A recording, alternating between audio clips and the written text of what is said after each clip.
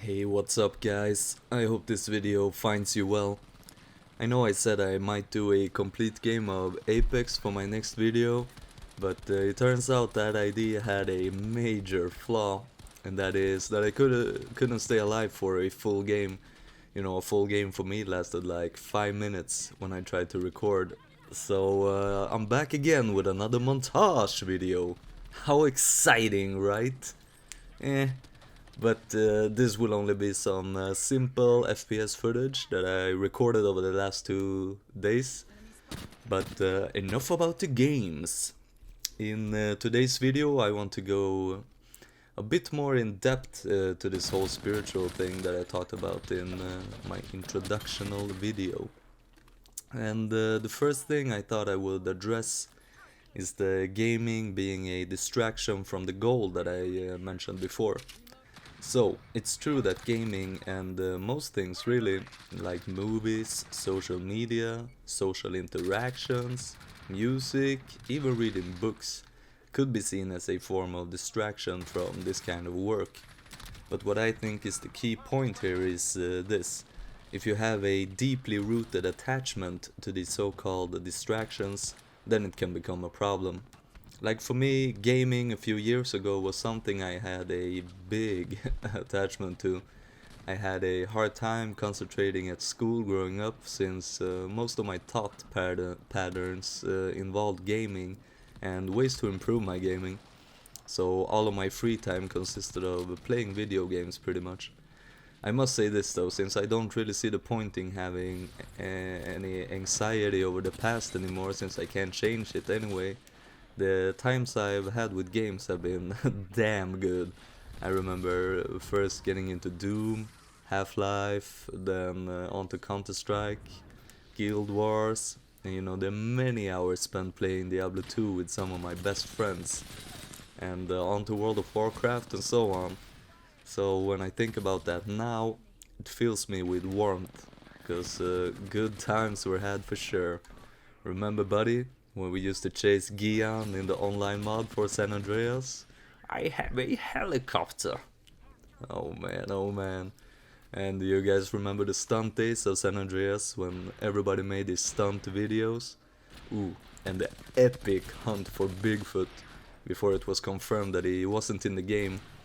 I remember talking with the people on a GTA forum the whole night, you know, forming search parties and being scared shitless looking for this hairy dude.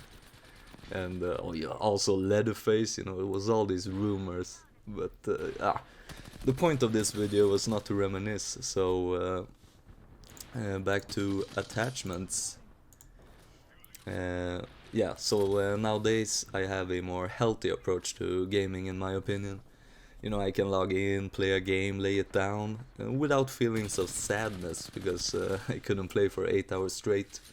So if you don't feel the need to game, that in my opinion is a good thing. As far as having attachment goes though, I still have a lot, and I'm going to try to approach this whole thing without the mindset that I need to rid myself of all attachments. You know, move out to a cave in the mountains where I sit and meditate throughout the whole day. Maybe the hardcore seekers would argue that the liberation from all attachments are necessary to reach this goal, but yeah, I don't know. I guess they wouldn't really argue with anyone though, since they would probably themselves be in a cave meditating. I'm also thinking that having these feelings of not having any attachments might be a attachment in itself. You know, an attachment to not having any attachments. I mean, if you now are in the mindset of not having any attachments and you slip up and do something that you would consider an attachment, and you know, you get anxiety or bad feelings over it, that is probably worse than just having the attachment in the first place, where you at least wouldn't feel bad about it. But yeah, being on the topic of attachments, this spiritual thing, what is it really? So for me, it's about finding meaning or truth about life and myself.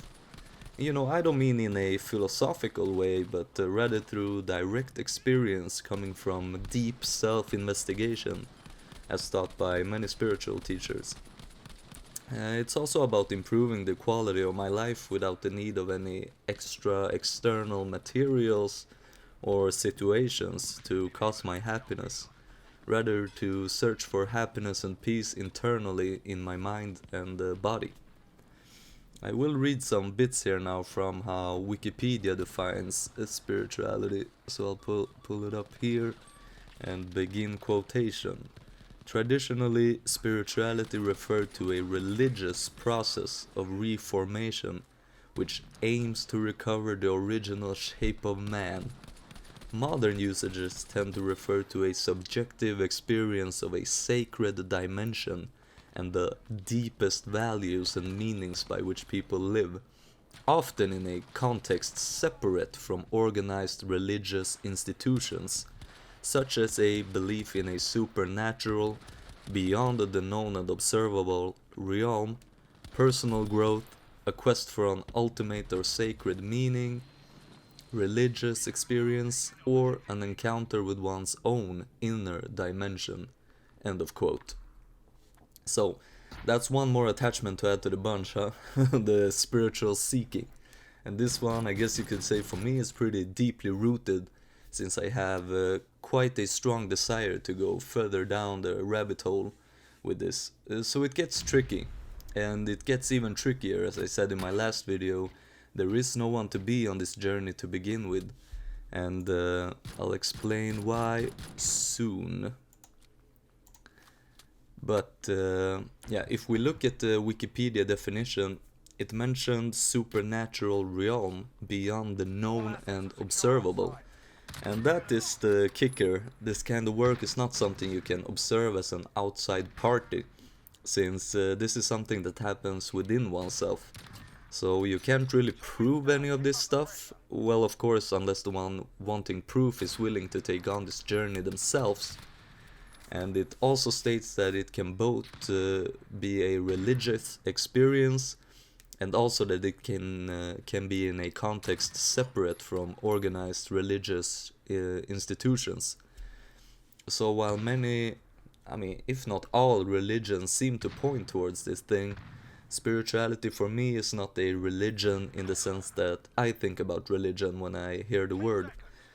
Although I'm not sure of the exact definition of religion at the moment, I might have to pull up the old Wikipedia again soon. But what I mean by that is I don't believe in a external God who is watching and judging me 24/7 that I have to pray to and obey, and if I don't, I risk getting eternal punishment in hell, or on the flip side, if I'm a good boy, I will go to heaven. I don't believe that. I think we have all the answers within us and that we are our own creator. So in a sense that we are all God who has taken on different perspectives to learn and grow and experience itself. And the thing I find so interesting with all of this is that it's me. You know, the core essence of what I define myself as, my ego, that inner voice in my head who's that's the one who's up for a thorough investigation. You know, my ego doesn't like that. And you know, by the way, since I'm not woke, everything that I say now is funny. I'm saying through the ego. Everything is processed by my ego, because you know, I'm talking about my ego as some separate entity, but at this moment, all of this I'm saying, it's coming from my ego. But the first time, I will tell you, when I got a real glimpse of this kind of thing was a few months after hearing about awakening, enlightenment, and related matters. I had been wanting to get into meditation for years, because even the scientific community seems to be positive to its benefits on the mind and stress, but I never found the motivational ass kicker to get it done. But anyway, a while ago I decided I would start to meditate, so I looked up some information about it, you know, saw a few videos, read about it on Reddit, and in one post I saw someone linking to this subreddit called Awakening. I don't really recall exactly what caught my eye, but it was something about being present in this moment, dropping that voice in our head that constantly labels and narrates things, and this really got me thinking. As I said in my last video, I had been so shockingly unaware of this phenomenon existing, or never seen it from this perspective, or stopped for a moment to actually question, like, hey, the stuff going on in my mind, what really dictates that? Yes, it feels like I am thinking these things, but who is this I really? So that was the starting point for me, since it all seemed so alien and new, and I realized that I don't really know myself at all, at least not on that level. But yeah, back to the story of the first glimpse I had with this and my ego not liking it. So I was sitting one evening with some deep questioning of the mind, like where are these thoughts coming from? Is there something behind these thoughts? Who is thinking this? Who is aware of this thought? And of course the classic, who am I? And after a while questioning really hard, I felt like I was kind of playing hide and seek with myself. For a split second it felt as though there was actually a point where I could witness the one asking questions from behind my thoughts. But almost immediately my strong ego got the upper hand again and threw me off, forgetting what I was looking for and starting over. But after a while I got to that point again, and when I put mental pressure hard on the question, who is thinking, it started getting hard to breathe.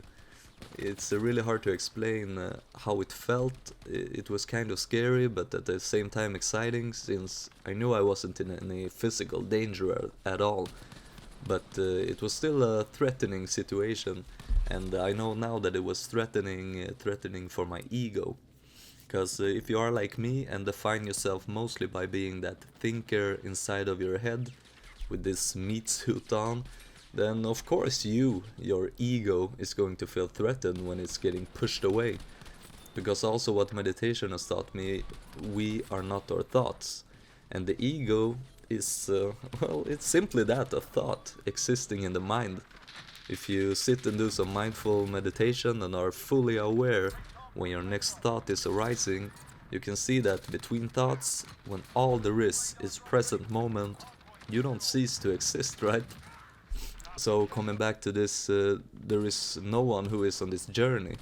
If the ego, what I identify with as myself, is only a thought, and thoughts don't really exist, where does that put me?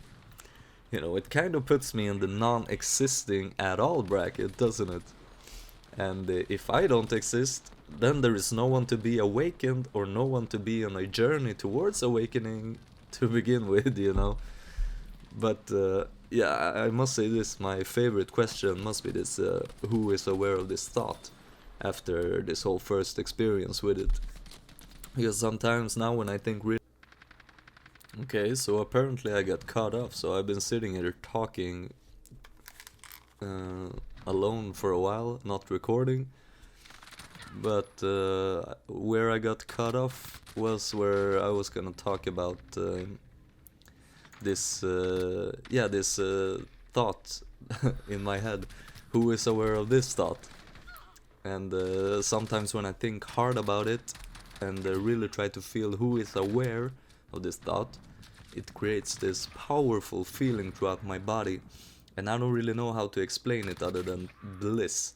It feels very familiar. It kind of feels linked to this feeling of true happiness. When you hug someone you really love or witness something extremely beautiful, that feels like a piece of a cake, and with this it feels like you can have the whole cake. It feels very intoxicating, and the more you dive into this feeling, the more powerful it gets. But I haven't been able to maintain this feeling for very long yet, but the way I feel about it now, if I could get a taste of it by exploring my mind like this, I believe it's there all the time, and the best part, of course, it's free of charge. But yeah, this is getting pretty long. I think I'm gonna cut it here. And the next video I will probably talk a bit about how knowing about this has changed my mindset in a day-to-day life and helped me cope with anger.